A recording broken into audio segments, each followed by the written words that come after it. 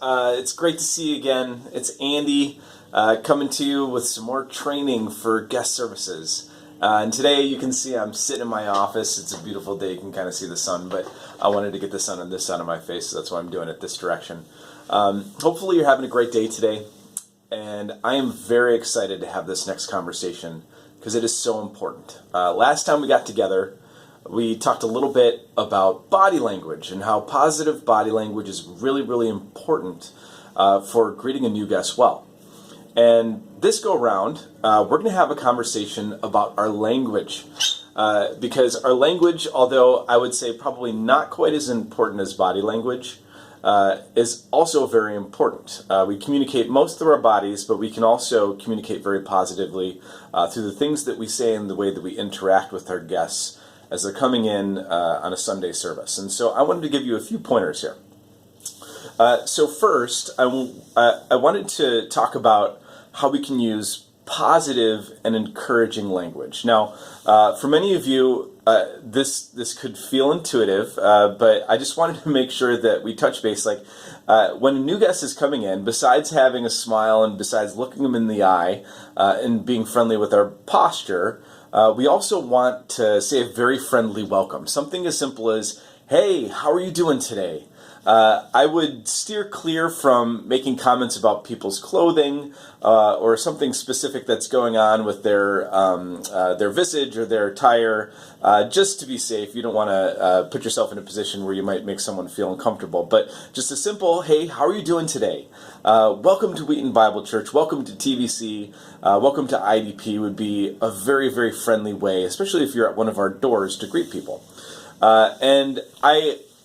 One thing that I learned while I was in my previous position, I had some conversations with parents, and parents would talk about the way that their family felt greeted as they were coming into a worship experience for the first time.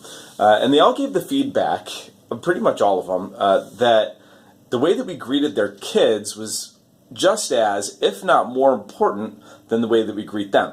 And this is just a thing that I would encourage you. Don't disregard the children and families. Say hello to them as well. Recognize those kids, because that's going to make a big difference to the parents as they're coming in. They're going to feel like, "Oh, you saw my kids." And their children are the most precious thing to them. And so that's a great way that you can say hello to a family.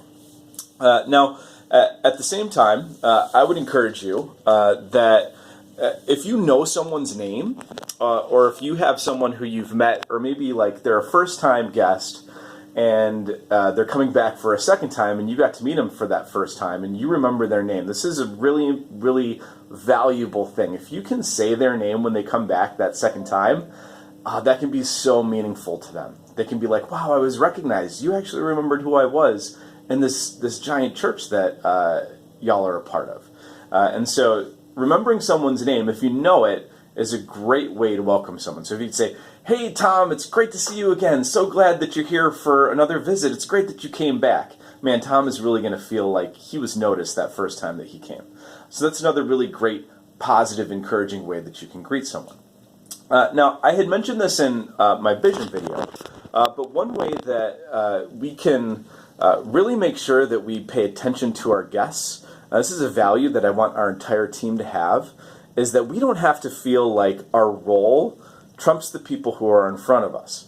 So that means that if there's somebody who comes up to one of our positions and wants to have a conversation or wants to chat, I would totally encourage you, take the time to be with that guest. Have that conversation.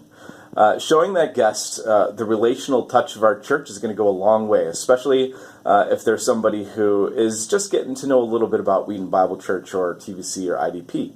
I would definitely continue to have those conversations, and you can be a relational director. Some people, as they're coming in, might not know where to go, and you could walk them through that verbally, and you could actually escort them, and you could host them to the place that they need to be. And again, I think this is a huge value that I'd love for our entire team to hold, to be able to feel like you aren't posted to your role. Your role is very important, but the person who's in front of you is even more important. So I would take the time to have a great positive conversation with those people if they're looking for that. And some people will be. So don't hesitate. Stop, have that conversation, and escort those people wherever they need to go. So those are just a few tips. I'll just run through them again real quick. Use positive language. Remember people's name if possible. Say hello to the kids. And then if somebody would like some relational TLC, or somebody wants to have a conversation, do not hesitate. Go ahead and leave your post and have that interaction where needed. Thanks for joining us today, and hopefully you enjoyed this training. Again, we'll keep doing these every few weeks, and the next one will be coming up shortly. Thanks so much. We'll talk to you this weekend. Bye.